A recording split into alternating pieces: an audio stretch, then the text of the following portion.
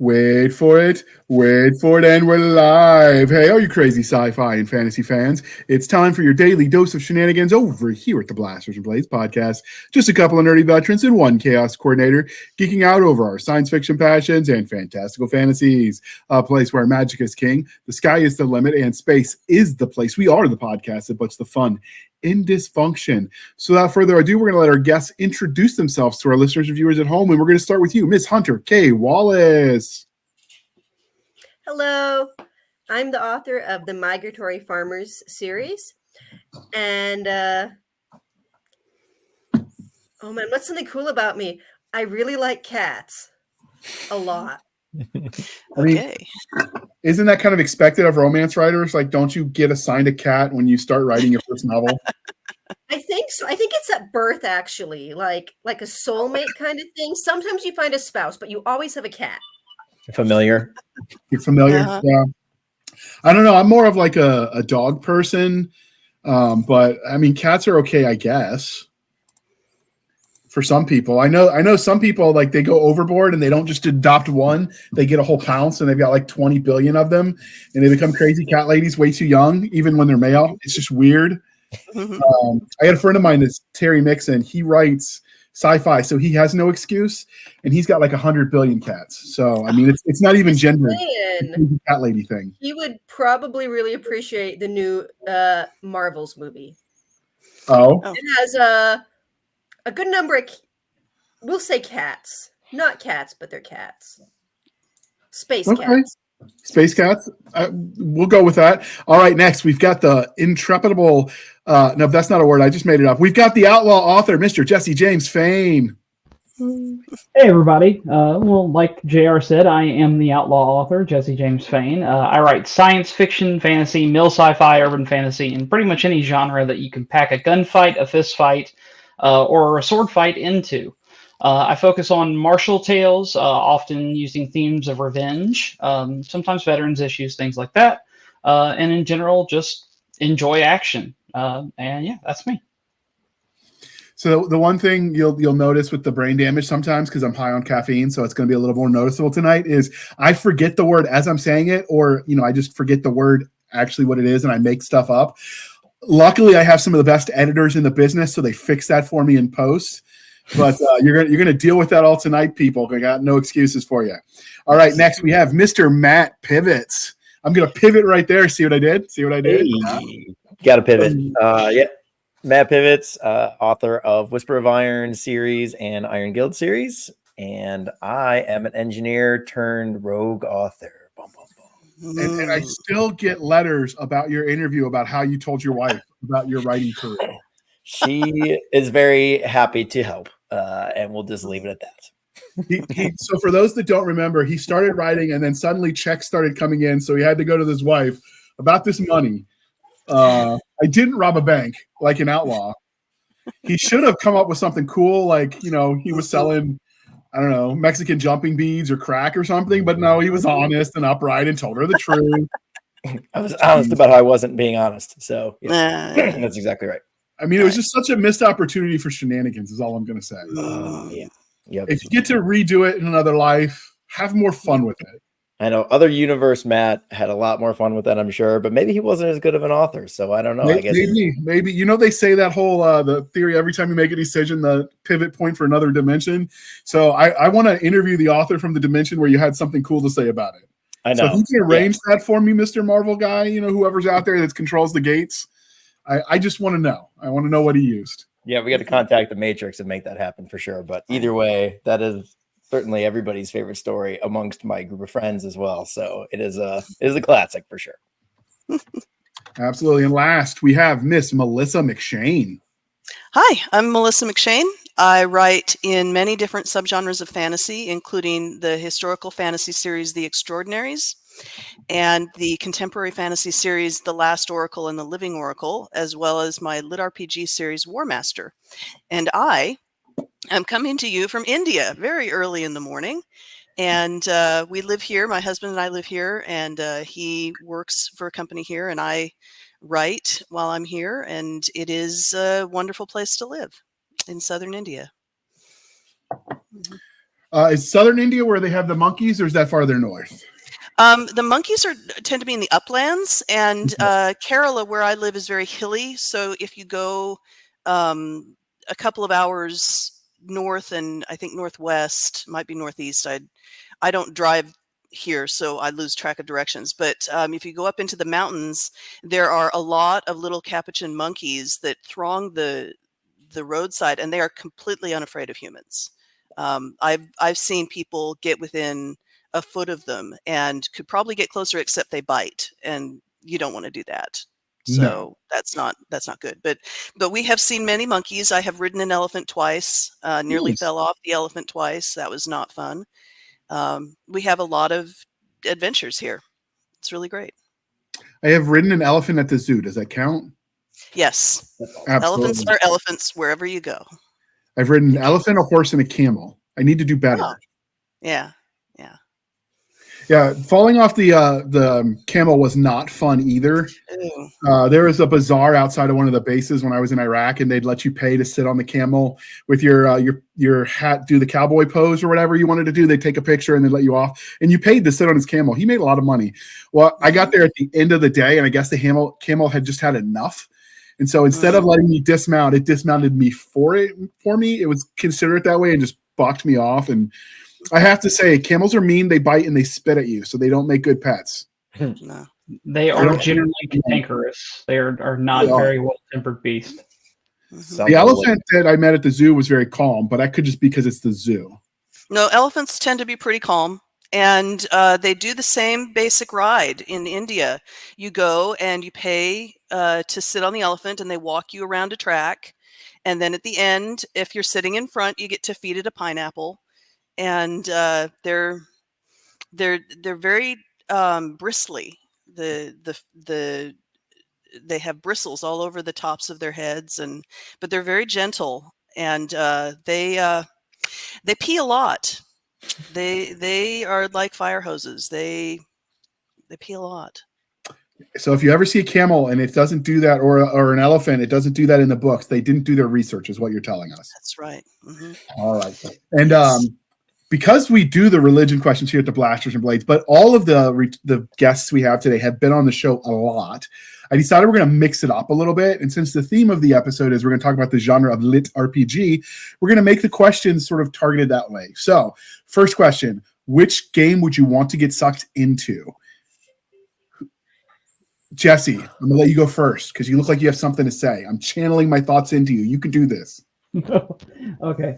I have a hard time picking between either Skyrim or Cyberpunk 2077.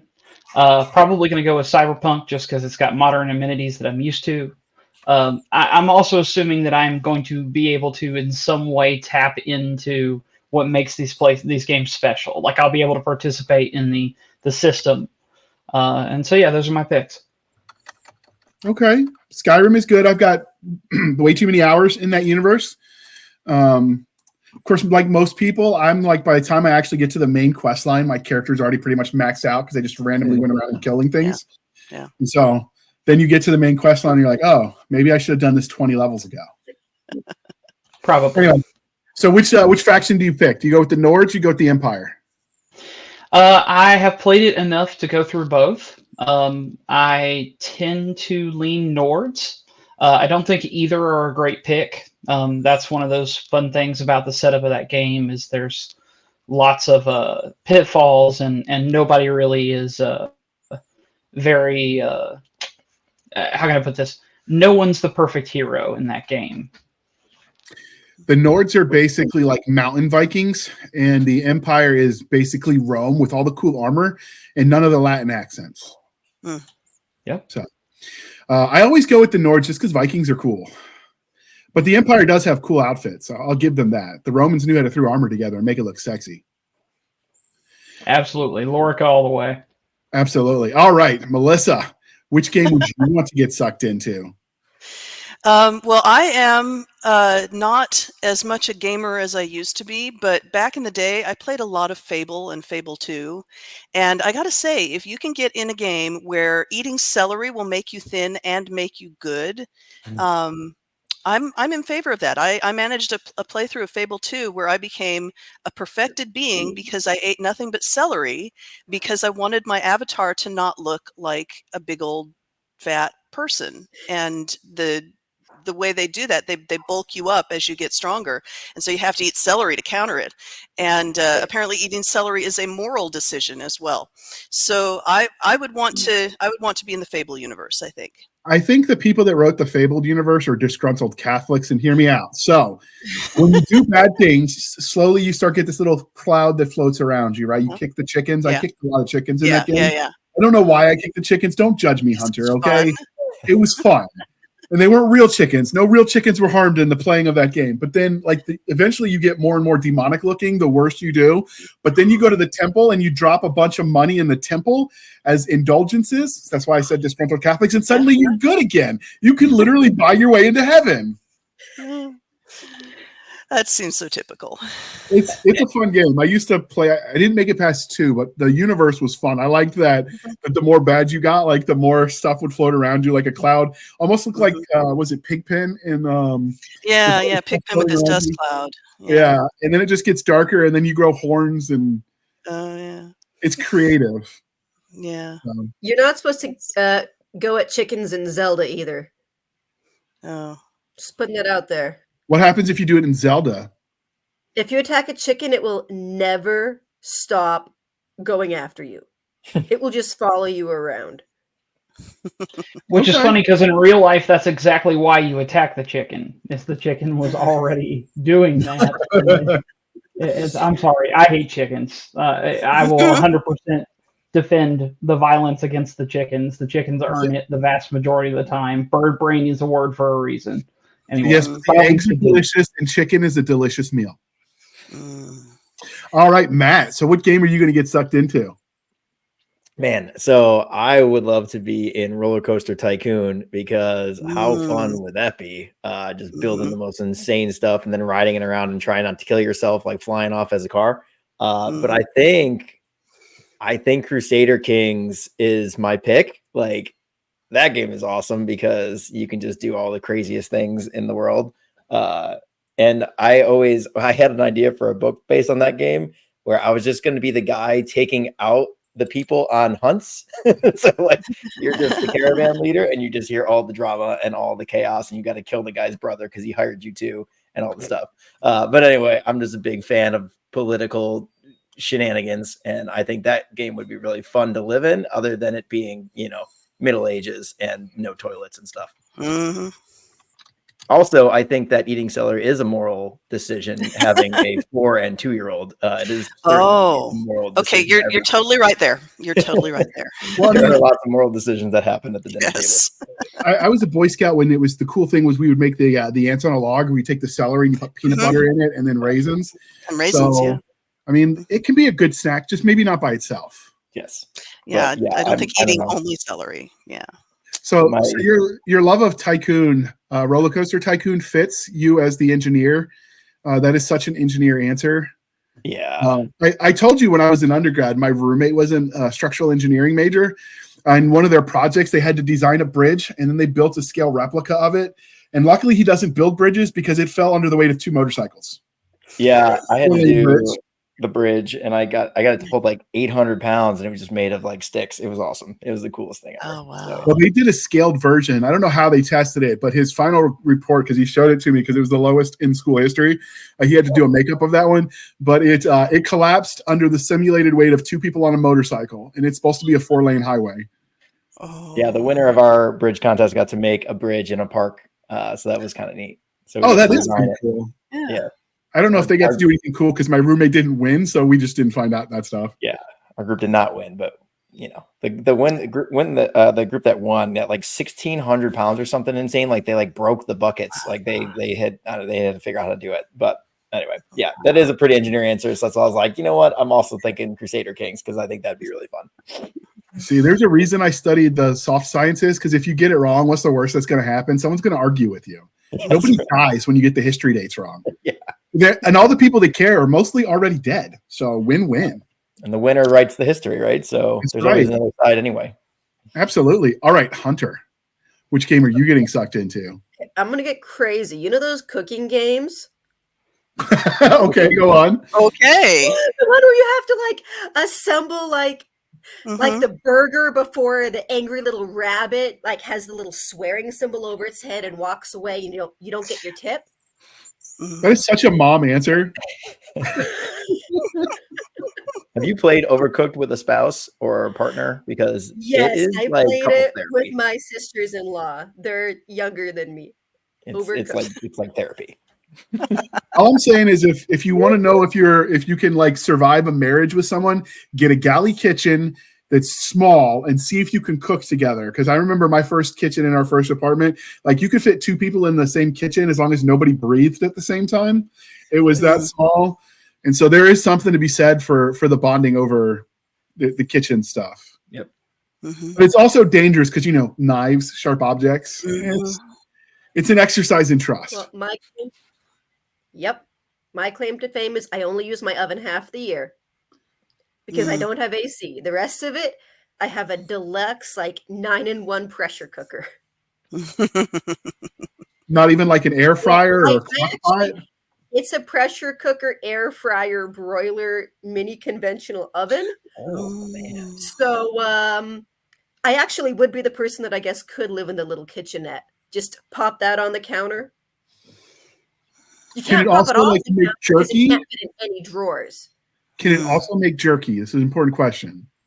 I don't know, but I also have a dehydrator and a bread maker. So one way or another, if it can't do it in the bread maker, you can do it in the dehydrator. You've got like the Swiss Army knife of cooking implements basically in your kitchen.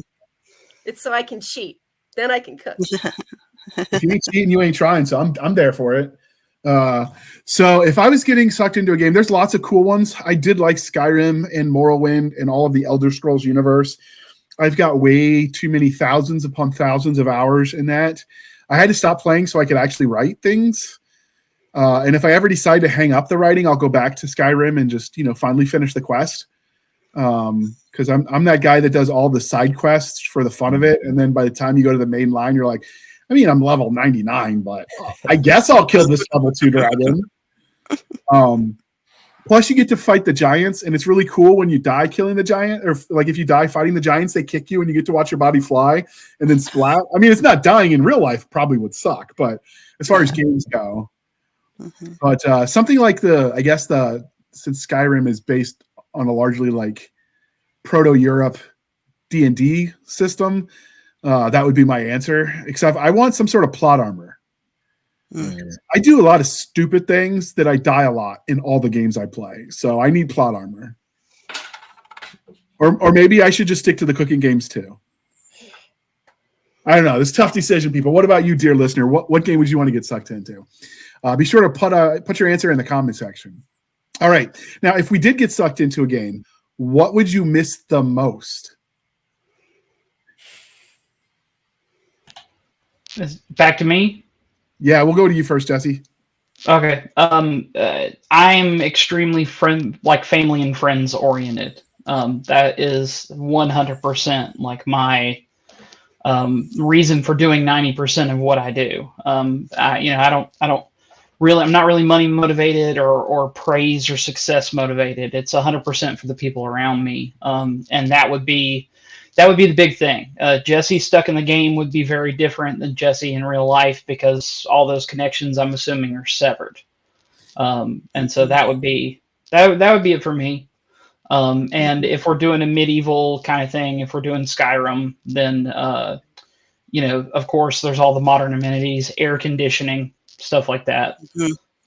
So that's a big one as far as objects are concerned. Well, we've survived the 2022 pandemic, so we know everybody's going to be missing toilet paper. Yeah, that was the panic item. I was going to say coffee, but you went all wholesome and like, I've missed my family. Then you shamed all of us, and now we can't say anything but family. Look what you did. Go next? Because then, jeez, all right, Melissa. Other than family, what are you going to miss? Family is part of my next question answer, but for this one, what I would miss most is, I think, free and ready access to books. because in a lot of these medieval type games, if it's strictly medieval, you don't have a printing press. Books are copied by hand. A lot of them are just lists of things. And so I think of the series Ascendance of a Bookworm, where the little girl is sucked into a world with no books, and she's like a librarian or something in her old life, and decides that she's going to invent printing so she can have books to read. And I sympathize with that. So I think that's what I would miss, aside from the people in my life. It would be having access to a library. It's a good answer. That's always when they do it on the sci-fi side. What would you take with you into space if you're going to live on Mars? I'm like, definitely my loaded Kindle. So yeah, books is a good one. All right, Matt. So I'm a big sports guy, and I just love all sports related things, whether it's playing them, watching them, just whatever. I feel like it's a good way to hang out with friends too. Like, I think I see my friends more from August until January than I do the whole rest of the year, just because there's sports on. Because my theory is a bunch of guys sitting around without anything on TV is weird. So we just have to have something at least on, right? So there's not like awkward silence. So if I am sucked into Crusader Kings, I would be just trying to learn how to joust or, whatever the other sports are back then. Or I would just figure out how to teach people how to play basketball. So yeah. I think sports would be really whatever. And, obviously my friends and their sports watching would be part of that answer. Sports go back as far back as humanity. There's going to be a game of some sort, but both physical and intellectual. I mean, they've had board games even back in ancient Egypt. We found dice that are about that old. So like, you would have games be physical or mental there. You just wouldn't have the bros with you, and maybe not beer.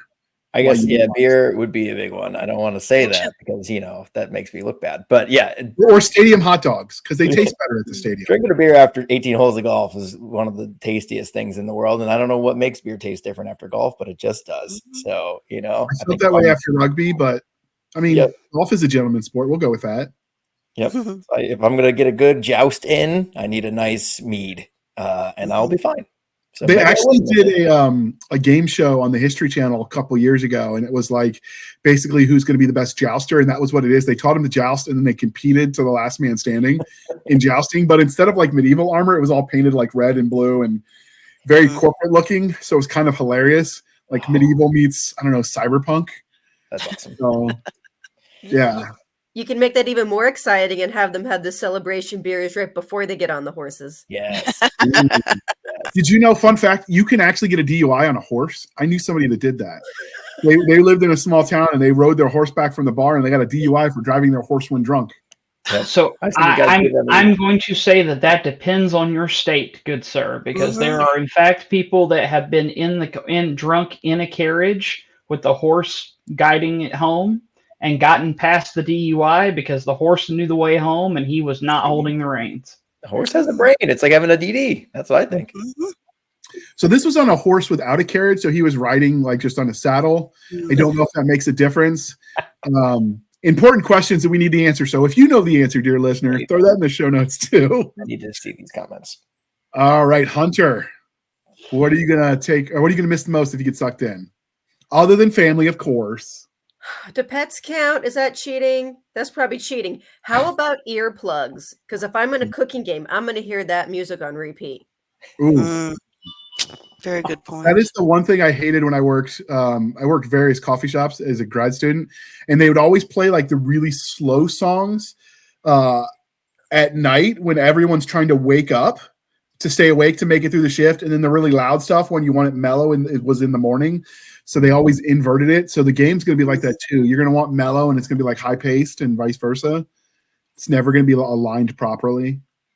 It's a good answer. Earphones. Okay. I think I would miss my caffeinated beverages, be it coffee, my lattes, or my Cokes. Well, Diet Cokes. Just water and mead would get a little boring, I think. And, not wanting to die from like microbes in the water if it's a medieval style game is kind of important.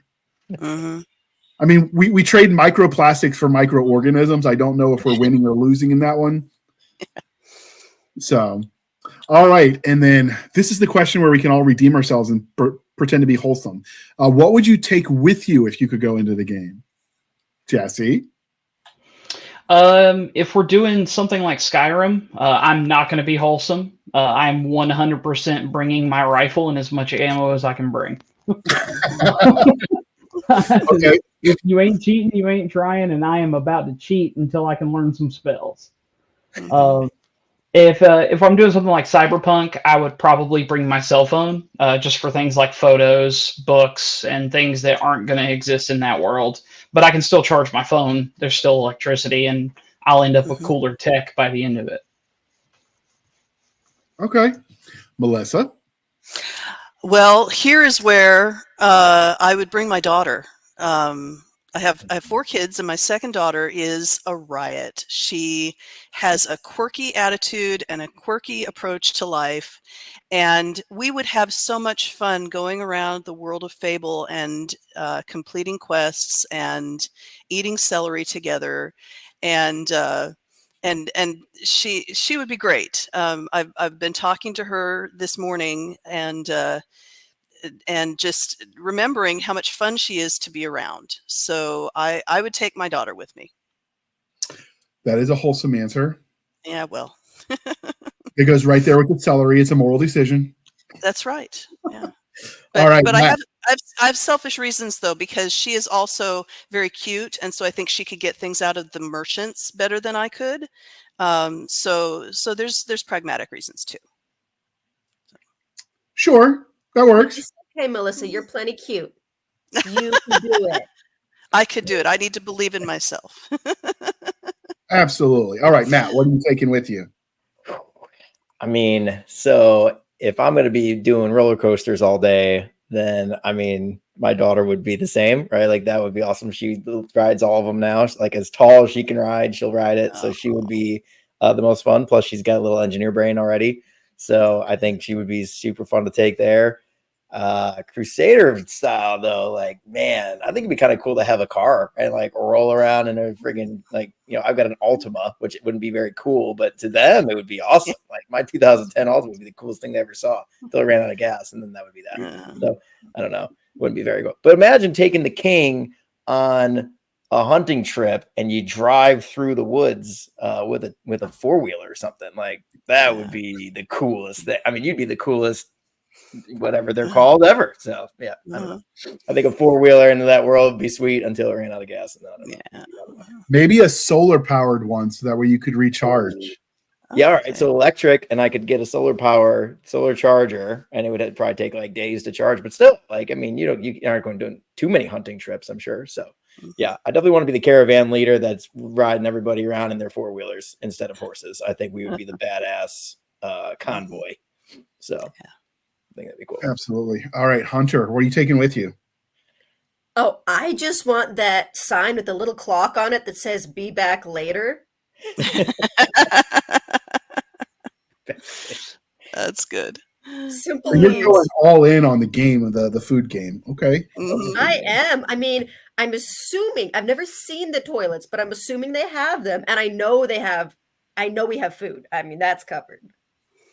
Probably beer too. You definitely don't want to go into any of the Star Wars universe games or Star Trek universe games because they don't have toilets. I've seen the deck plans of the Enterprise, and you're just at a loss. That's true. So I don't know if I'm taking something with me. I'm with you. Take a 50 caliber sniper rifle just because I mean, dragon, giant, whatever, it's going down. If you're going into Skyrim, that works. But if I was doing it for real and I had time to plan, I would probably learn to shoot a bow and then bring a crap ton of modern arrowheads. And so that way I can because you can reuse those if they're made of a harder metal and you could just do lots of damage. So that'd be my answer. What about you, dear listener? We'd like to hear you weigh in on this conversation, see what you would do. But all right, with that out of the way, we're a half hour in, so we're going to pause for a moment while we shamelessly shill for the man, and then we're going to get to talking into the genre of LitRPG. Mythic heroes throughout history tamed creatures of lore to fight alongside them. Video games took up the mantle, and for decades, players adopted beasts for companions. Some had tigers, others lions, dinosaurs. Some even had dragons. So when my consciousness was transferred into the most realistic virtual game ever created, I chomped at the bit, hoping to befriend a great beast to fight at my side. And what did I get? A porcupunk. Who needs a dragon anyway?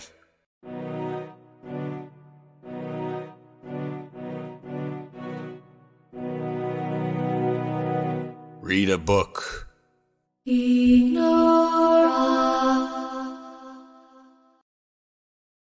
All right, thank you for sticking with us through that commercial interlude.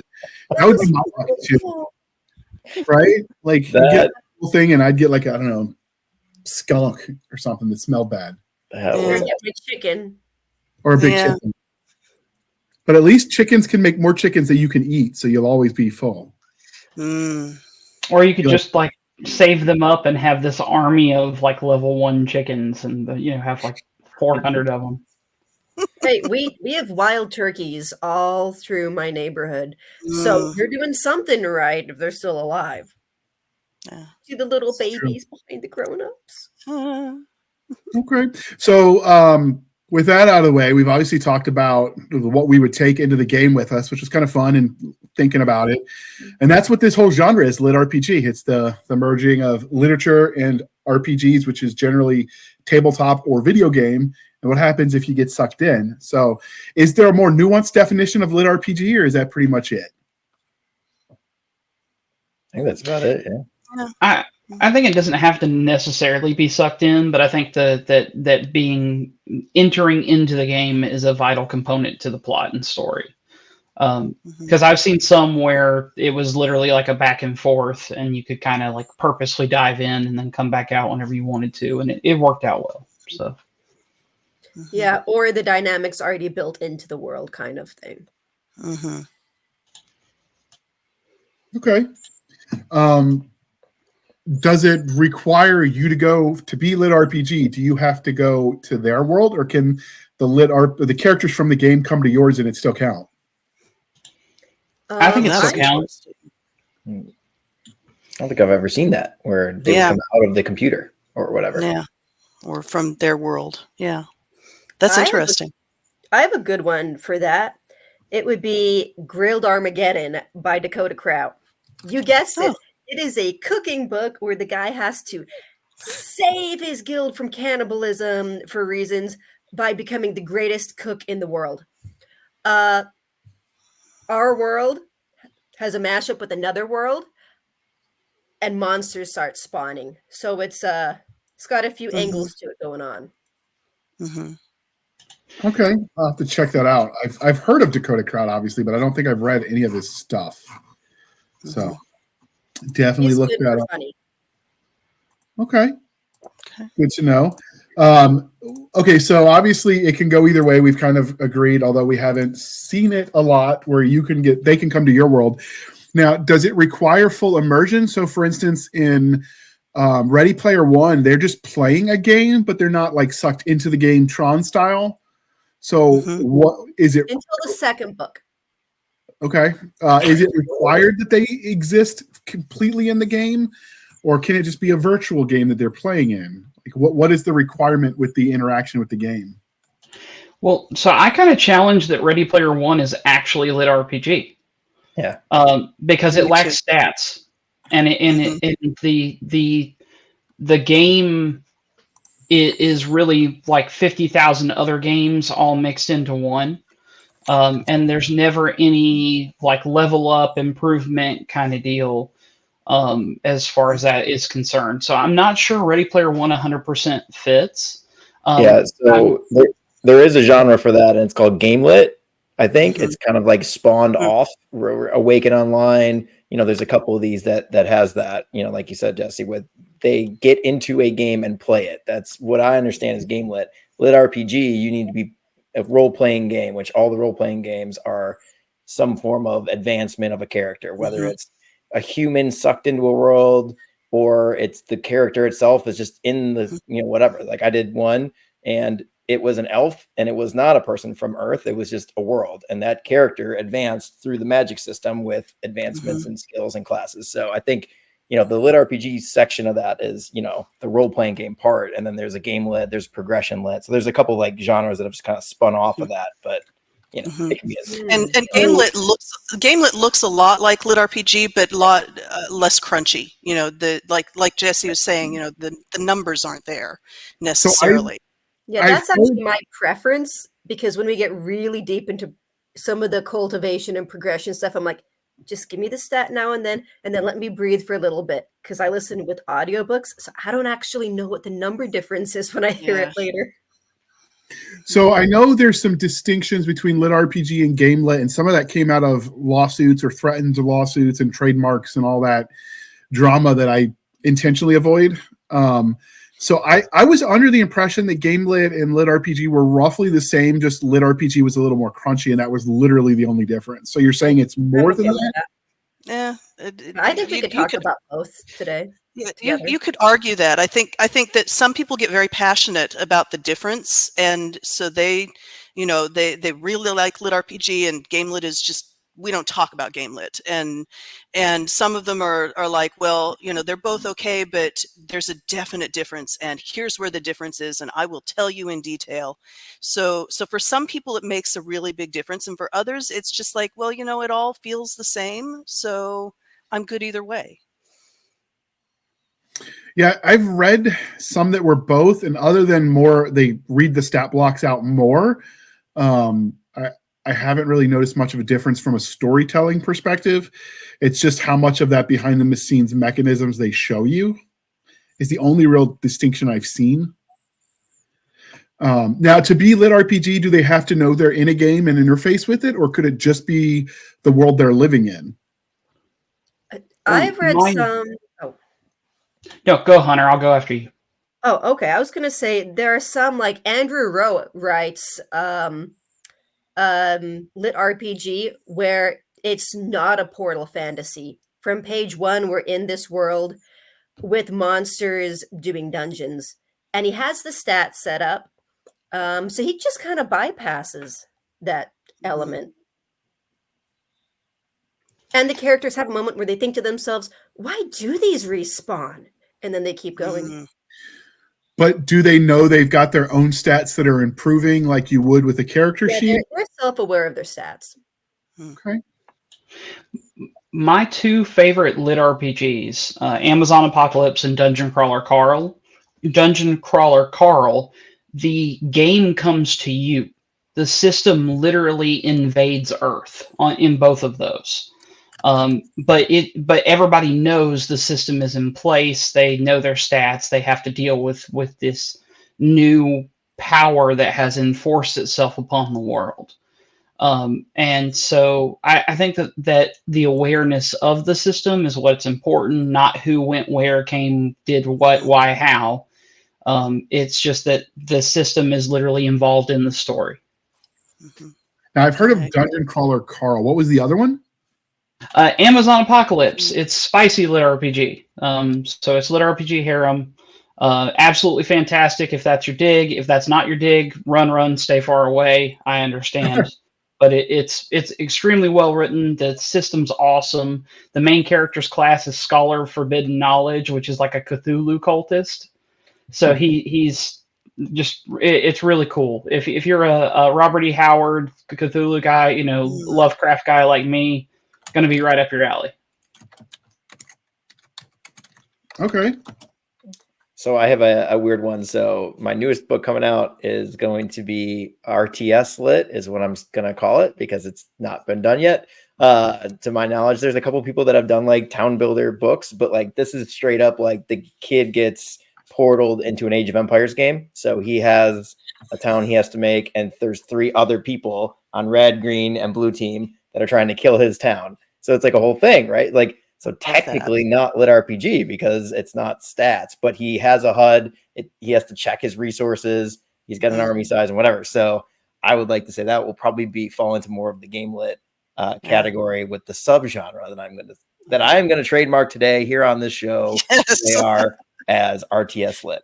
because That's real-time awesome. simulator lists That's pretty is great. needed. I loved Yeah. Age of Empire and Civilization. I was the guy that always like had the super mech armies, but my guys were like still farming like it's 12 BC because my research tree was very combat focused. Right.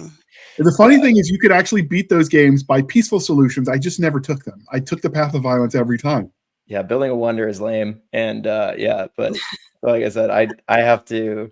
That's why I answer that question more crunchy than anybody probably on this panel, because it's like I don't know. Game lit is different than art, lit RPG technically. But they're all a family. You're playing a role. That's how I look at it, right? The character is in a role that he's not used to, or has to fulfill some role that is based on everybody's known and loved PC games is what I. But we'll see how that goes.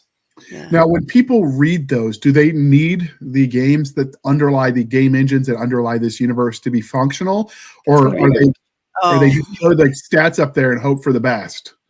So, like, my parents have never played a video game in their life, and they've enjoyed my books enough, right? They're like, yeah, I mean, it's weird to be reading a fantasy book and seeing stats and stuff, but they're like, it helps because you can see it. You read Lord of the Rings, Gandalf just blasts off a spell, right? Harry Potter, he just waves a wand and says a word. There's no mana cost. There's no, extra intelligence boost, or like, he just does it. One guy's better at it than the other guy. Why? I don't know, because that's what the plot says. But like, he should be that Ron's intelligence is lower than Harry's, so therefore his spell is less potent, right? But like, whatever. So technically, Harry Potter's a lit RPG. Then, damn, at this point. And where was I going with that? Never trust the gender. I'm just going to throw that out there. I think having the stats, like, War Master has been very popular among non-lit RPG readers because of what I'm doing with it, but none of them have had any problem with the stats, and they're very light in mine. I'd say maybe closer to the less side than the more side, but they're there, and none of the readers are like, this is just weird, it's taking me out of the story. Here's the numbers, I'm reading it, I'm getting it, and we're moving on. So I think it's more accessible than people who have never read a lit RPG book actually believe. I think the concept is very strange to people. I have had to explain to friends, okay, this is what lit RPG is, and they're like, well, you mean, is that like watching somebody do a let's play on YouTube? And I'm like, no, that's not how it works. And but they, once they actually read it, they get what you're trying to do, and depending on what the underlying fantasy or science fiction is, it's more or less accessible to them. That's the thing that matters, rather than the stats and the fact that there's a system controlling the world that people are aware of.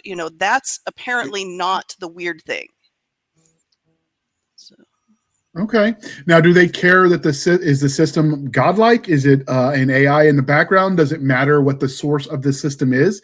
Or is that just accepted that it's there and they move on? It's accepted. Everyone has their own version. It's a world building thing. Like that's where does magic come from? We all love fantasy, but there's no one answer to that. And the system's the same way. Sometimes, like Dungeon Crawler Carl, it's an AI. Sometimes it's this bizarre nebulous thing that just happened and nobody knows why. But it's your, what is the source of power in your universe? Does God exist? It's the same thing with the system. It's just one of those things you accept. Then I think you can go further and say, all right, I'm going to make this about what the system is. You could have a story where they're like, well, we accept that this is our world, but why is this our world? Why, where did this system come from? And what else can it do? Does it have motives of its own that it's not telling us about? And so I think you can make it that way, but I'm with Jesse. I think that it really depends on the world building, what you set up for the readers to enjoy. Yeah, or the characters don't like the system. They're trying to change the system, Right, which is right. my book, and then Dungeon Crawler Carl. Yeah, so I think it's definitely, because I have 6 seers, right? That can figure, it just depends. And then you just present it in a way that the reader's like, oh, okay. And magical stat. How do you say what a HUD is in a character, right? Like it's a thing, right? If it's a human that gets transported, that's easy because it's a HUD. It is whatever. If it's some elf that's just in the book, you can't say HUD. It's not a heads up display. It's magical vision. Is it, what? So I think that's then my biggest struggle as an author is like, how do you make it like match the world that you're in, as far as how do you describe what the character is seeing and how they're experiencing it? To me, that's been one of the hardest things because that's like the most world building. That's what can take people out of the immersion is if that doesn't match what your current world and status is. And I think that's what helps with an isekai character, someone from our world coming into another world with their experiences overlaying what they see there, can then communicate that to their fellows. And so then at that point, that person gets everybody calling it a HUD, even though they called it something else in the first place. But I agree. I think that is really the hard part, is figuring out how do I describe this without breaking the conceit that I have that this is a different world, and still make it so that readers will understand, oh, he's talking about a HUD. And so I agree. I think that's one of the most difficult parts. I mean, I even get to the point where it's like, if I get transported to another world, no one's going to know what a foot is or a mile or an hour, right? So like I had to call it something different, right? Elves called it a season. And like, well, how long is a season? They're like, I don't know, until it starts snowing, right? So like, you gotta think that all the way through. And I think, I've been watching, I started this as, again, engineer turned rogue author by watching YouTube videos. And there was one guy who was really good about that part and, really spending time on this thing because, me and my buddies were out on a Kentucky trip drinking some bourbon one night, and they're all telling me that I should do a book about a leprechaun, like a smutty leprechaun, right? As a joke. I said, okay, well, where does the leprechaun live? They're like, oh, I don't know, on the rainbow. I was like, what rainbow? Is it on a planar rainbow? Like, whatever. And what are the politics? Do all the leprechauns have magic, or some of them? Right? So like, you can go down the rabbit hole, right? And it gets insane. And people are like, holy crap, how do you write a book if you have all of these questions to answer? It's like, the world building is most fun, but also most difficult in the whole thing, I think. So that's the some of the best series out there were ones where authors have been dared to do something like, oh, you can't make this like that. And then I think was it Butcher had a series like that where it was like Codex Alera. Yep. Yeah, Codex Alera. And I hear that story and I laugh every time because it's the age old. Does the story matter more than the writing ability? What's more important? And obviously, it's the writing ability because you can make anything cool. With the right skill set. So now, is the LitRPG more popular as a sci-fi or fantasy side of them? Fantasy, probably. Fantasy. But I could just be saying that because that's the ones that I'm most aware of, because I'm writing fantasy LitRPG. So I could be wrong. I see a lot of fantasy and urban fantasy. The pure sci-fi, I don't see a lot of in LitRPG. Don't get me wrong, I'm sure it's out there. I'm sure it exists. I'm sure somebody did a really great job with it. But because there's this natural marrying of somebody from our world and somebody from a game world, it just always tends to lean towards, like, especially in Western media, which I'm most familiar with, we have Western style fantasy. So I would agree with that. I haven't read any lit RPG that's sci-fi, though if I did, I'd see it in the direction maybe of like Halo. Yeah, like spaceships and stuff.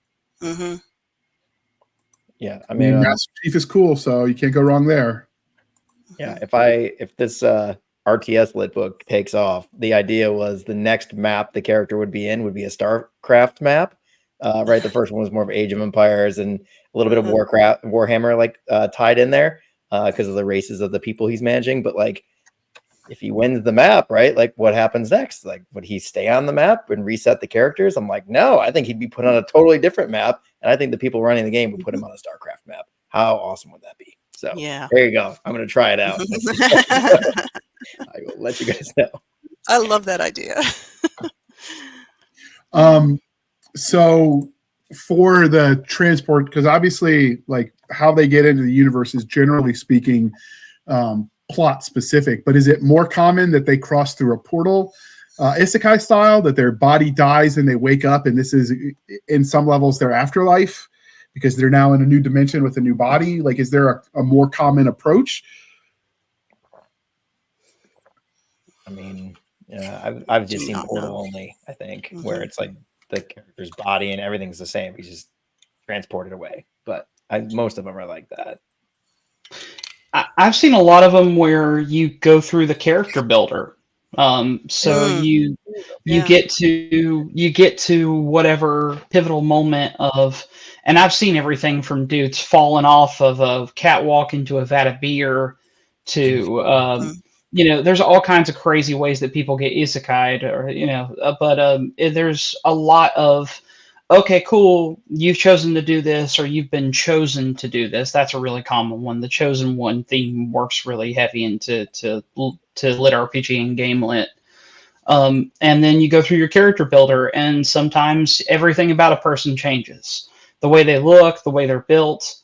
A lot of this is escapism. A lot of this is literally, I want to be in the game that I love so much that let me get away from my terrible household, that let me get away from my, the fact I'm broke, or the fact that I had terrible parents, or, whatever it is. Like, we read to get away. And so a lot of times that character builder is this person getting to restart their life and change who they are and be someone they weren't before. So a lot of wish fulfillment in this genre then. Often, yeah. I'm not all the time, but very, very common. Is there a preference to making the person a magic user or a straight fighter, or do they tend to mix and match? No. You'd think maybe sword and sorcery, but people actually get really creative. Hence, my next TBR is to read Arcane Veterinarian. I can't say it's good, but I hope it is, because it has the words Arcane Veterinarian. So there is a big sandbox. Okay. Getting inventive with classes and items and all of that. This is where, like, all the D&D kids that did their homebrew, this is where they get to shine. Because, like I said, Scholar Forbidden Knowledge. Like, I'm a Cthulhu cultist as a player class. It has melee capabilities. It has spellcasting capabilities. It's a big mix. I've seen all kinds of really cool ways to compensate fighters for the fact that they don't have magic, either with incredibly, like, supernatural level physical feats or regeneration, or, there's a fisherman class. Heretical fishing is awesome. It's cozy lit RPG. And it's literally, this dude is becoming a badass because he's just, like, fishing and leveling up his fishing class, and his stats keep going up, and he gets super strong because he's allocating points into it to reel in bigger and bigger fish.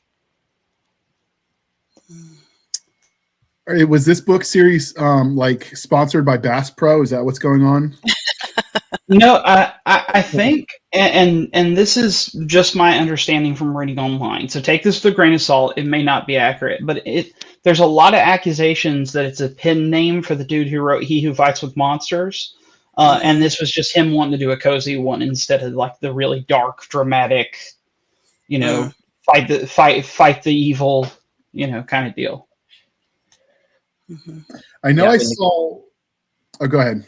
Yeah, the guy in Awaken Online, like one of the later guys, his class, he just gets killed over and over and over again because it, like, powers him up. So he, like, lives through dying thousands of times, and then he makes this cult, and the cultists follow him, and he makes them all die over and over and over again because you get some kind of bonus. I can't even remember what it is.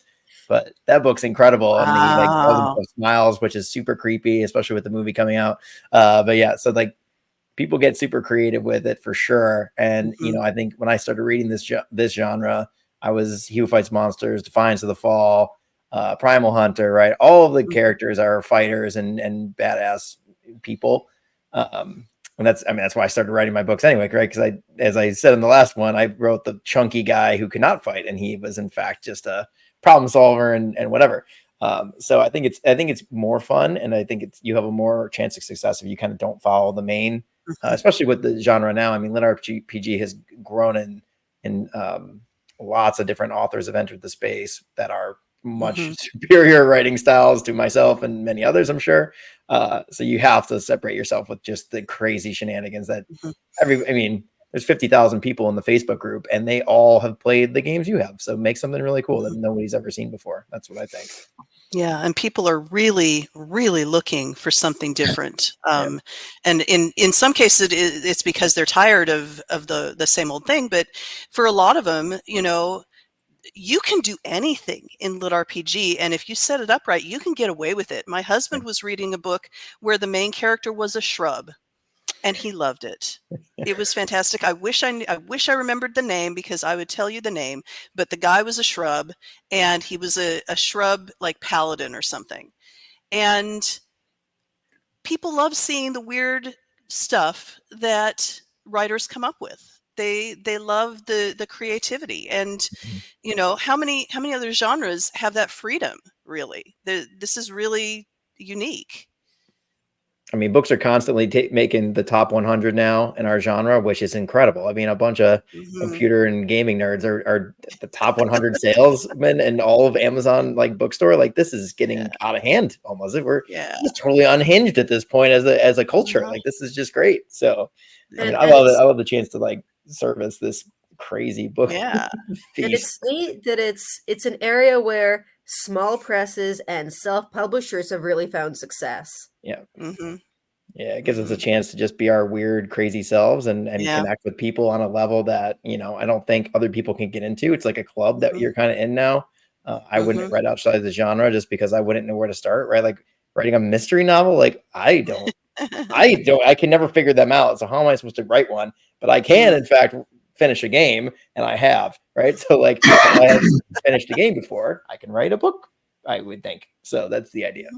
Yeah. So do you actually track the stats and the math in your own books when you're writing them, Matt? All engineering style spreadsheets and whatnot? Oh yeah, my spreadsheet has 7 tabs, and my editor is in there. She keeps track of stuff, and whatever, she checks my math and stuff. So we are a very good pair. But yeah, I nerd out on that so hard. It's awesome. That's great. We've interviewed Dakota Kraut, and he actually crashed his computer because it was doing so much, trying to stream with us and show us his stats because he has so much stat stuff going on that his computer couldn't do it. He had predictive programs. He went full nerd mode, Excel, just by PowerPoint on it.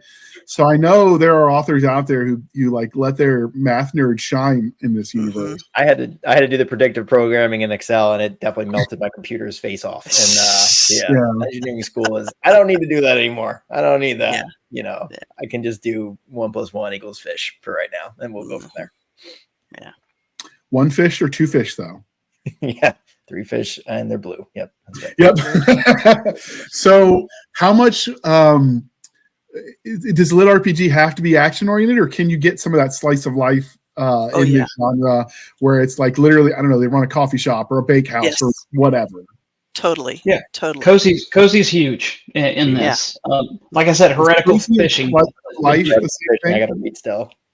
Yeah, yeah. So they're the same thing, JR. Okay. It's basically the same thing. So you can call it slice of life, but Cozy kind of just took off. But we're running a coffee shop. Heretical fishing's my example. He's literally he built a beach house and he's out there with his pet crab, and he's just catching fish and having a good time. And that's all it is. And the dramas and the story progressions are, he doesn't like that the mayor has all the money and he's helping them build a better coffee shop. And it's just. It definitely does not have to be action oriented. People like to take a break from all the explosions, as much as I don't want them to, because that's my shtick. But people definitely take a break sometimes. Yeah, one of my favorite LitRPG series is a set of novellas, which is really the kiss of death for LitRPG.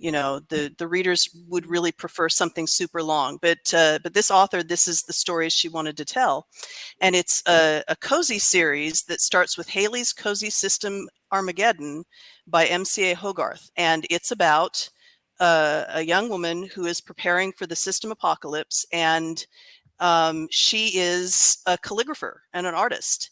And so her magic is expressed through calligraphy and making ink and getting the right kind of paper.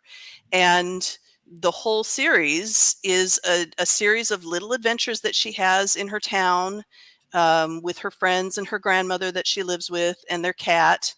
And the cat is the one who's leveling up the fastest, kind of like Donut in Dungeon Crawler Carl, but not to that extreme.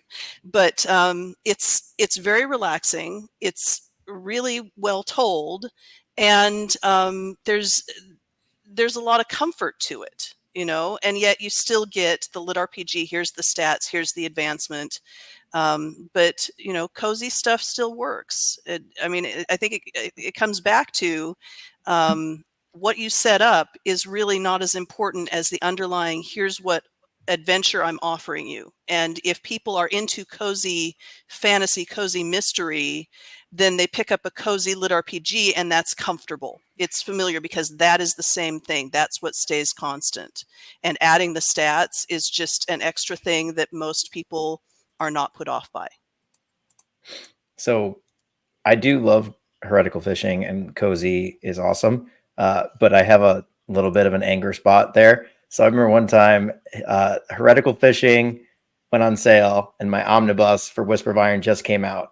And I was so excited. It was like really selling well. Somebody on the LitRPG Facebook group put them side by side, and they're like, which book should I get? Whisper of Iron, Omnibus. I haven't read it yet. It's all 3 books, or Heretical Fishing. Everybody put Heretical Fishing.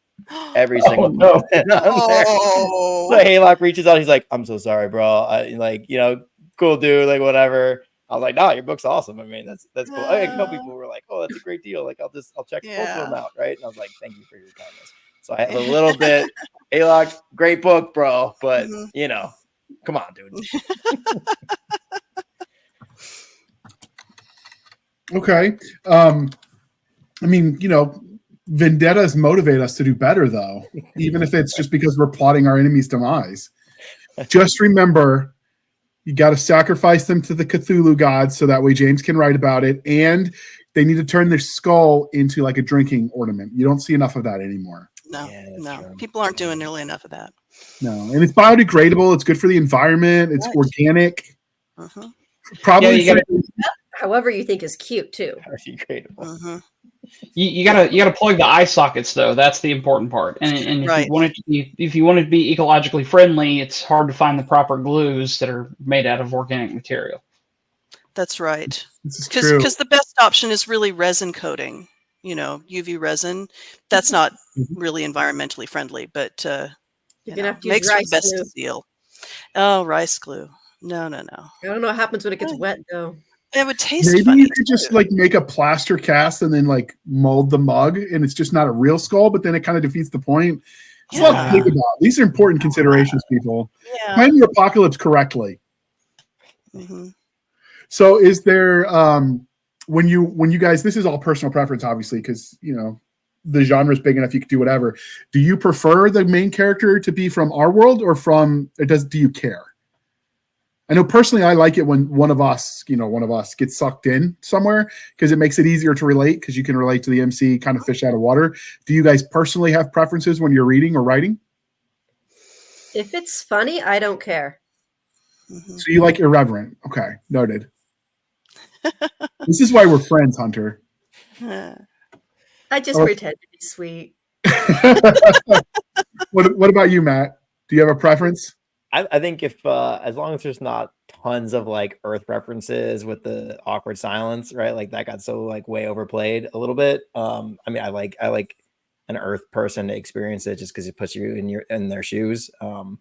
So yeah, I think that's the best way to go. And then I think I'm not a big fan of like the progression, like whatever. So like Cradle I loved, right? But it doesn't count. It's not LitRPG, but at the same time, like there's a couple books that use that kind of like progression, meditation, cultivation thing. I'm not a cultivation guy. So if the main character has to cultivate or sit in a dark cave and think about their life choices, I'm not in on that part.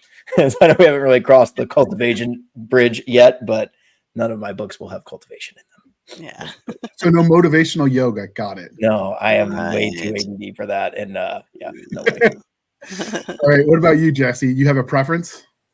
So what makes me love lit RPG is creative uses of taking somebody who started off as normal and rapidly becomes abnormal.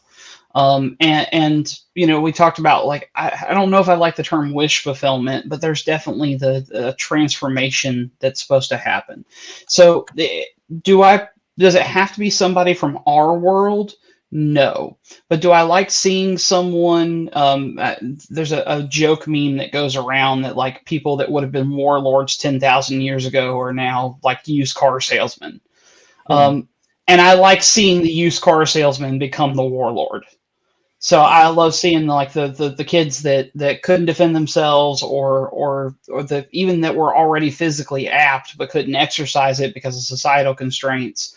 All of a sudden, this apocalypse hits, the system drops down, and they're clever enough, strong enough, and often brutal enough to just take it to be the system. A huge part of lit RPG for most lit RPGs is, hey, I kill that and I get stronger. Or if there is a cultivation aspect, it's, hey, I absorb this dude's essence and I get stronger. Like, there's almost a vampirism to it. And I think that's really cool. And I love seeing that exercised in a unique way. So I want the big kids or the little kids to become big, and the constrained to become untamed. Okay. Melissa, do you have a preference yourself? Well, I exercised my preference in writing the War Master. I was about to say War Hamster. Thank you, JR. You're welcome. The War Master series, by having a character from our world who's not the protagonist. And so he still sees things and perceives, his world around him, and says, well, that's like, and can compare it to things in our world. But then they're all smacking him down saying, if you keep talking like that, everyone's going to think you're a demon. And so I get to have both, because one of the authors that I'm really impressed by, and not in lit RPG but in general, is the young adult author Diana Wynne Jones, and she was a master at describing things from an alien point of view. So she would describe, and this is really old, so like a telephone, like an old telephone with a curly cord, and she would describe that from the point of view of an alien who had never seen a telephone, and you would totally understand that was a telephone, but you would also see it in a new light. And so that's kind of what I am looking for in reading as well as in writing. I want to see the alien perspective. If it's someone from our world who's the protagonist and gets sucked into a different world, I want them to encounter people who see them as foreign, as different. They're doing something different. And so I like seeing the contrast between what we expect and what we get. That's, I think, one of my favorite things about lit RPG is getting that difference. So you've just described the videos that are all over the YouTubes where you've got the kid who's like 10 to 15 range trying to use the rotary phone. Oh my gosh. And they're like trying to figure out how to make it work. That's just wrong. That's just wrong. I'm sorry. I'm ancient. Oh my gosh. Yeah. But yeah, it's kind of like that. Now that's an alien thing. Back then it wasn't, but now you think of all this technology. I saw some woman who was complaining about having been banned on Etsy because she had listed an item, this ancient cast iron thing that they thought would be like, they thought it was for something else. They thought it was for some thing that is against the Etsy terms of sale. And you look at it and you're like, I honestly have no idea what that is. It was something that people used back then, and I don't know how would I describe that? And I like to see that captured in all the books I read, but especially in lit RPG, when you are having this clash of our world versus the new world, whether it's the system apocalypse where the new world comes to us, or whether it's the isekai where the character is transported somewhere else.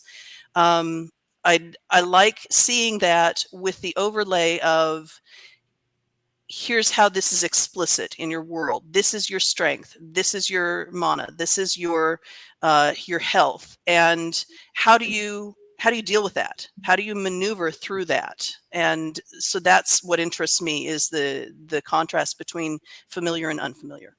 Some of the ways they do that with the contrast is, and if you want to get really weird stuff, you go to like a Wattpad or Royal Road, although I stopped going there because all the stories I get invested in, like, they never finish. So it's like literary cancer. But one of the things I saw is, like, instead of just the portal into a new world with maybe a cooler, buffer, sexier body, they would be differences, like maybe they go into an alien species, or the girl wakes up as a dude, or vice versa. And they had one that captured that weirdness, like this super feminine girl wakes up in a burly dude's body, and she's like, does it always do that in the morning? Because she woke up and had to go to the bathroom. And we'll leave that to the imagination. But, like, I like that fish out of water. I had never heard it described that way, like what you were talking about, that alien vibe. But I think looking back on it now, that's kind of what I like about the genres. You can have them become anything, and it's all within the realm of believable in that scenario. Yeah. So last question as we wrap this up, because we're over an hour in, and this is one of those questions where the answer is just about always it depends. It sounds like, but is there any trope that you feel like is overused in the lit RPG space?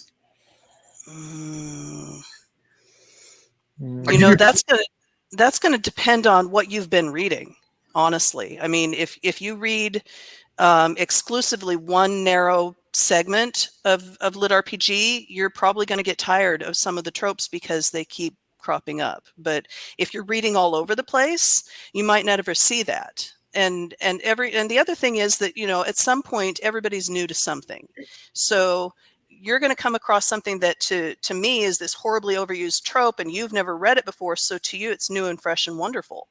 And so I hesitate to say overused in the sense of please stop doing it, because there's going to be somebody who loves it. So your answer is you need to clearly diversify your reading if you come across that. That's what I think. Yeah. I give my example of that is where every sci-fi out there, when it comes to literature, they're always talking about Shakespeare. On the one hand, yes, it's classic, but will it be in another 2 millennia? I don't know. But what it really comes down to is I want something everyone can relate to that won't get me sued. Mm-hmm. And so I wondered if there was anything like that in the lit RPG space. I haven't seen that, and it might just be what I'm reading. I do see a lot of dudes, probably because lit RPG has a lot of guys, like audience-wise. I would love to see more women POVs. Warmaster. Okay, perfect. It's a female. Yeah. She's kind of cool. Yeah. And not a fighter. One of the things, obviously, like if you're going to have, biologically male and female, there are differences in the genders as far as physicality. Obviously, if in lit RPG, when you throw magic involved, everything is possible. Just like in sci-fi, you powered armor, you can get away with a lot. And I do like that Melissa took that into account, like that, she didn't try to basically write, dude with tits, because that's I don't mind reading. Like I grew up with Aliens, and Sarah O'Connor, like, having powerful women doesn't bother me. When they write them like men, that's where I have a problem with it. So I highly recommend the Warmaster series. Oh, thank you. And you can read it with your kids, because I'm reading it with my 14-year-old. Yeah, kids being teens. Yeah, don't read it with your small children. That would be bad. But teens, I think it's pretty safe. I don't know that I'm the best judge of that, because my kids, for lullabies, I didn't know any of them, so I just sang them Army Rudden Cases. And I'm just going to say that apparently the pediatrician doesn't think Napalm Sticks to Kids is the most appropriate evening lullaby. Okay. But it was what I knew at the time.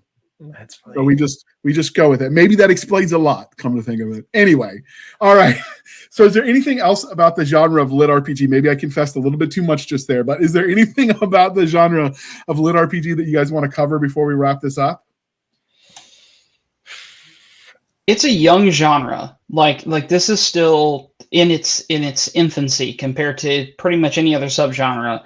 And I think that's why we don't see the overused tropes as much, is because there's still plenty of room to do things people haven't done yet.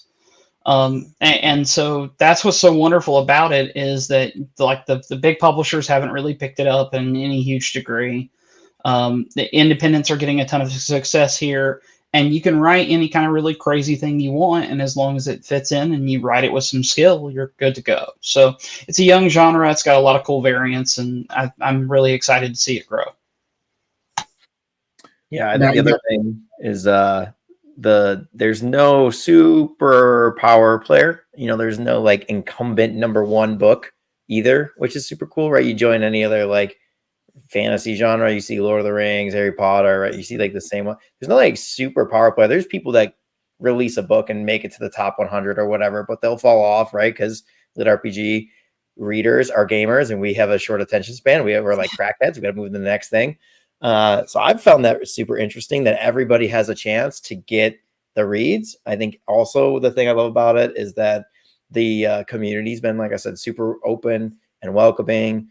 Everyone will give you a shot, right? For some unknown author like myself to be like, hey, I wrote this book and my own family hasn't even read it yet. Like, but thousands of other people have, right? Because they're like, well, that sounds cool. I'll give it a shot, right? And some people tell me my book sucks real bad. But some people I'm like, I've got like fans, which is crazy. So I think that's the thing I love about the most. It's like the most welcoming, awesome little subgenre there is. And, you know, I've made friends and, you know, a bunch of the other authors are cool. I can't wait to go to LitRPG Con in July, which I think we should also pimp that real quick. Wait, that's Cinnamon and crew are putting on. So that'll be awesome. I'm bringing this game behind me. My buddy made it. So he made this game. It's a Middle Earth mashup with Risk. It's super fun. And he like invented it and we all have test played it for like 7 years. And I'm like, dude, it needs to be done by July because I'm going to have it out at my table and I'm going to play it with fans. It's going to be awesome. So I think that's the thing I love the most about it. It's been just a wild ride of meeting people and talking to all these authors and everybody's so approachable and fun. So. So then I will impress upon you. Why don't you have whoever's planning this closer to?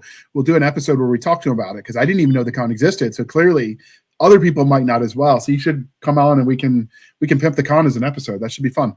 I think so. Yeah, I think the sound booth guys are putting it together. You know, I think Matt Denver's kind of been heading it up. So sound booth is something Hayes, right? Josh Hayes, Jeff Hayes, something like that. Jeff, yeah. So I think Jeff and Matt are putting it together. I think as the flagship of our genre, you know, they are the J.K. Rowling of the LitRPG. I would say at this point, I can pretty surely say that. Other than Shirtaloon, I think he's up there too. So the two of them, I think, are putting it together, and that it'll just be a blast. In Denver, I'm gonna 100% be there, so it'll be really fun. Nice.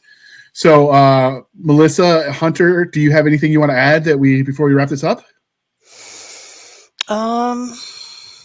No, I think this has been a really great discussion. We've covered a lot of things, and I just to what Jesse was saying about it being a really young genre.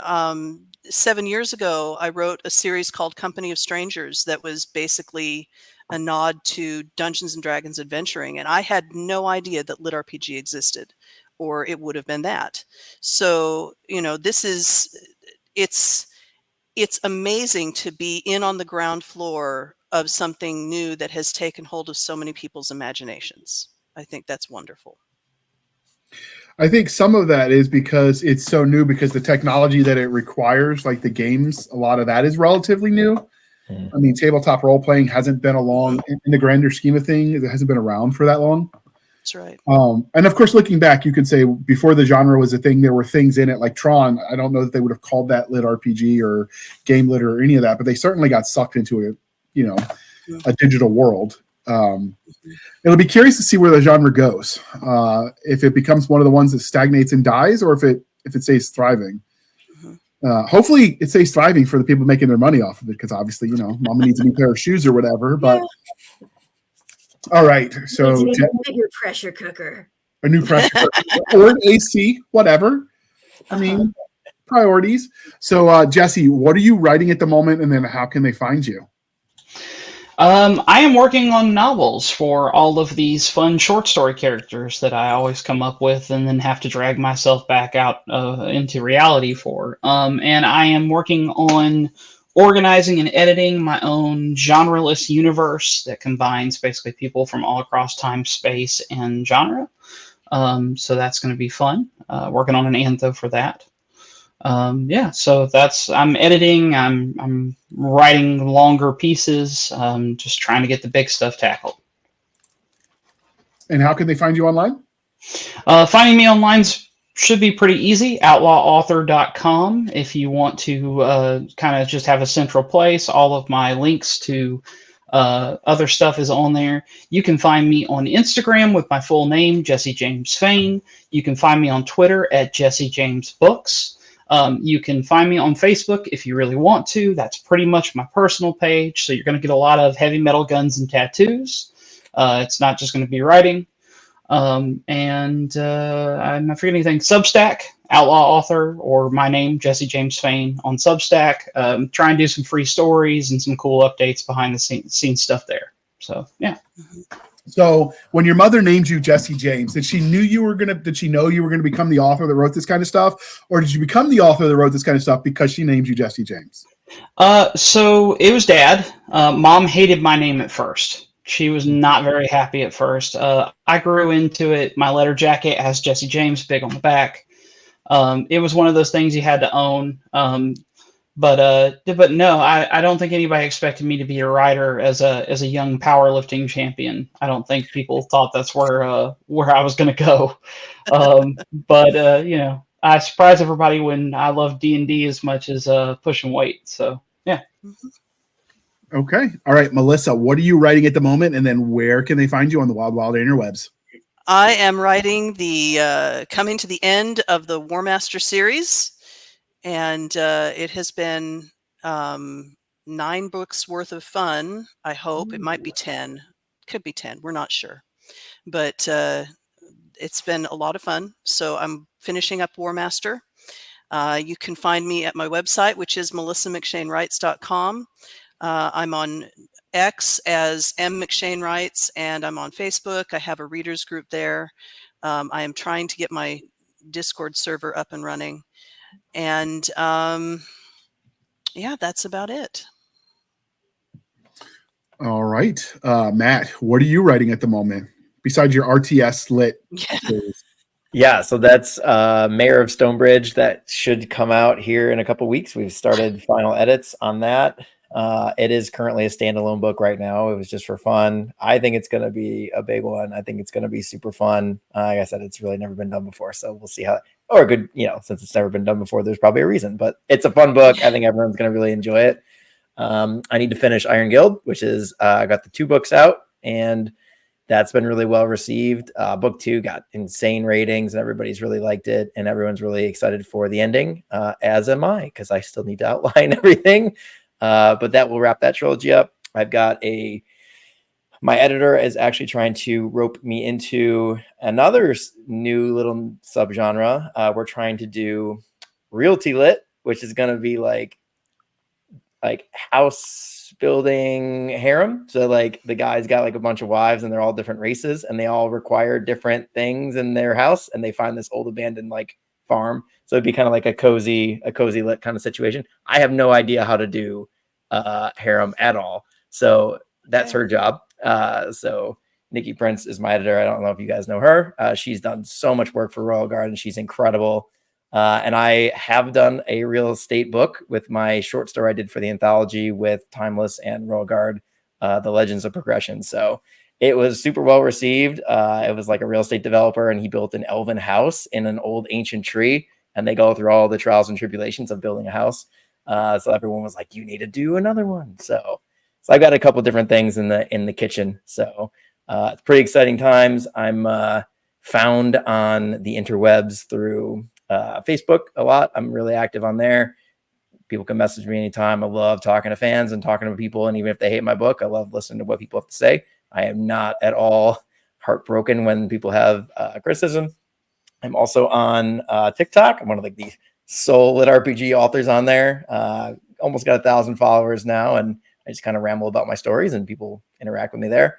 And I think that's pretty much it. I don't really do Twitter or anything else, or I don't do Instagram yet either because this is a pen name and no one even knows for the most part. The real danger with harem is eventually you can get the cat, and this is a danger, I guess, of any real book. It doesn't have to just be harem. Eventually, you have so many characters, it's hard to keep it straight, both for you and the reader. And when you need a flow chart for the number of characters, you've just got too many, and that's when it gets confusing. Yeah, I think the idea is there's gonna be like 3 wives and different races, and then it's the main guy and then his contractor. So like they're gonna be buddies and dealing with the whole thing and trying to keep the girls happy. I think that's the idea of the story. The actual other scenes I could take or leave anyway. I think it'd just be a fun book as it is, just because this is my life as it is right now with a lot of my real estate ventures that I get into. So it's so the real danger when you're writing the steamy scenes, just like with combat, is you got to keep track of all the bodies. I have read several where they fail what I call the Barbie test, where it's like, okay, the human body doesn't bend that way. In order for that scene to work, somebody had to dislocate and take their leg off and then wrap it around and then reattach it, and then that scene can work. And that applies to people writing combat just like it does people writing like steamy scenes. It's like a certain point in time, I think they just sort of went with the momentum and they forgot actual body physics, and it shows. So that's the real thing to keep in mind is, if you can't make the Barbie doll bend that way, maybe the human body doesn't either. I mean, I will see. I've never read one before, so I don't even know what I'm getting into with this co-author situation. So. Well, I have seen that in both. So I've read some of the harem stuff because Heather Hollow, otherwise known as Edie Sky, I read hers to be supportive because I like to read my friends' books, and I'm like, holy crap, this was just fun, and I didn't have to think too hard. Dude, sign me up for more. And I noticed the similarity in writing the steamy scenes in that genre, just like people that write the combat scenes. At a certain point in time, you have to remember where the human body is and the limits of its ability to bend. Yeah. Combat has tendency too to start like fast forwarding through, right? If you get a really bad book that's like, oh my god, more freaking fighting, right? Like it could get that way with sex too, right? I mean, it's so I guess it's just like anything in moderation, right? Stats are that way, it's like, oh my god, more stats, like kill me, right? So I'm like you, Melissa. I do I do stats every like 3 or 4 chapters. Like there's not even so that's. So given that you are an engineer, when you do your house building series and your town building series, are you going to be like giving schematics as you go along? There is a mini map with like every couple chapters, and I made it on Incarnate, and it like why the war like goes as he's traveling. Yeah, I don't mess around, guys. I'm not. This is gonna be big. It's gonna be big. The Scrapyard series did one where, like, on the ebook, if you click the link where the chapter title is, it gave a schematic of that part of the ship, and it was all obviously you have to be online because it was internet based, but you could also go to his website and look at all the schematics of the book. So he did one, and then I want to say his name was Reich something. His first name was RYKS. Reichs. He writes Mill Sci-Fi, and he actually had somebody he contracted to do a floor plan of his ship, like for every deck. See, that's I'm a better author. I wish I was one of those guys. A bunch of my buddies in engineering, they could do schematics, they could do drawings. I'm not. I could not. So I would need to have an author or a artist friend help me with this, because I think that would be awesome too. Like schematic of what they're designing and doing at the time, like a nice artist to help with visual. I'm a big visual person. I love that. Yeah, me too. And I started thinking about that because there was a guy that was a ship designer, like literally he designs yachts. For his day job, and he was reading a sci-fi one, and he had a YouTube channel that they got taken down because he showed some Mill Sci-Fi covers, and for a while YouTube was like, oh, that's what is it, glorifying violence or whatever they were saying it was, so they yeeted a bunch of the booktube channels. That's why they started going to like Rumble, BitChute, and TikTok. But he had a channel. He just stopped doing it when they yeeted it. But he actually drew in real time the deck plans as they were going through the ship. And there were whole decks that were exposed to space and some decks that looped back on themselves. And there was no way they were, because he was like, he was drawing it as they were describing it. So it made me start thinking about those kind of things like, oh, maybe you want to think about that before you just go with the flow. Yep. So, all right, Hunter, are you, what are you writing at the moment? Not LitRPG. I'm writing a really fun romantasy involving magic to I'm looking for the word, to make aluminum or usable aluminum, involving a man and woman that accidentally get married and chained together and have a pterodactyl. So it's a blast. You had me at pterodactyl. Now, what about this? Actually, it's a pteranodon. My mistake. Pterodactyls aren't real. Again, remember, is it aluminum or aluminium? You got to figure out how pretentious you want to be. And hear me out. What if one of them is from Earth and now you've got Romantasy LitRPG, Romantasy PG or something? Well, they have a god that's from Earth. Well, there you go. So I guess he's the AI in the system. I don't know if that counts. Well, and that was in the previous books. I don't know if I want to bring him in again. I mean, you can throw some stats in there, and like I'm telling you, there's going to be the hodgepodge of like the Romantasy and the LitRPG. You could make it happen. Love stats. It's just a weird book. Love stats. Love stats. I love you, but I will admit it. I love you, and I will admit it. I love you, and now I'm angry at you because I'm hungry. Like love for you. You know what? If we start thinking about this, oh my God, we'll go another hour, and I promise these people I would let them go to bed at a normal time. So you, dear listener, if you're listening, what would the love stats be? You can find me at hunterkaywallace.com. You can also find me on Facebook and on Twitter, sometimes at Hunter Kay Wallace 1. Your turn. I was going to come back to that, but I'm just saying, if you want to come up with what those love stats are, like we all want to know. Like, tell us what you think they should be. Anything my infantry mind is going to come up with is going to probably get me banned because it would not be family friendly. Yeah, so you can tell us what you think it would be, and we'll go from there. And with that, this is the part of the interview, dear listener, where I remind you to please be kind and speak your mind on the reviewing platforms. Your reviews help the right readers find the right books, and it really does matter, people. So do your part. Matt would really love it if you give his real-time town building book like 5 stars, no 6 stars. Give him a bonus. Hack the system. It's LitRPG. Am I right? And so with that, you could find us on our Linktree, linktr.ee, Linktree/Blasters and Blades Podcast. Again, Linktree/Blasters and Blades Podcast, where we link to all the things, the BitChutes, the Rumbles, the YouTubes, the TikToks, and the Twitters. We've got our Blasters and Blades Facebook group and Facebook page. We have our email, blastersandbladespodcast@gmail.com. Again, blastersandbladespodcast@gmail.com for professional purposes only, people. We send all the shenanigans to Madam Stabby Stab on the Instagram, Twitter, and the email. She's here for it. She might make you cry, but that's your fault. You asked for it. And we're not laughing at you. We're laughing with you. We have our website also linked on the link tree. And if you go there for as little as 99 cents a month over there on Spotify, you can help keep the lights on. These episodes aren't free to produce, and your patronage matters, and we appreciate it. Or you can support the show more directly at buymeacoffee.com/author J.R. Handley. Again, buymeacoffee.com/author J.R. Handley. Be sure to put in the comment sections for the podcast, and I will keep my co-hosts duly caffeinated. They will float away on a river of coffee brand coffee Java, because only the best for the Garbers. And if you want to get some of your own coffee brand coffee, code is Podcast Grunts. Get you 10% off. Links in the show notes. You get American-made coffee, not a drop shipping operation. They actually roast it in the U.S., employ Americans, which I think, shopping local is a big deal. We get a little bit of a kickback, so it is a win-win, people. And with that, I will say thank you for spending some of your precious time with us. For my crazy co-host, I am J.R. Handley, and this was the Blasters and Blades Podcast. We'll be back next week at the same time. We will indulge our love of nerd culture, cheesy jokes, and all things that go boom. And with that, thank you guys for coming on, Hunter, Matt, Jesse, and Melissa. This was a lot of fun. We went all over the place, but I did create a reading list based on the books you suggested, and I will link that in the show notes for everyone to check it out. And we will go from there. And with that, I'm going to hit the end button before they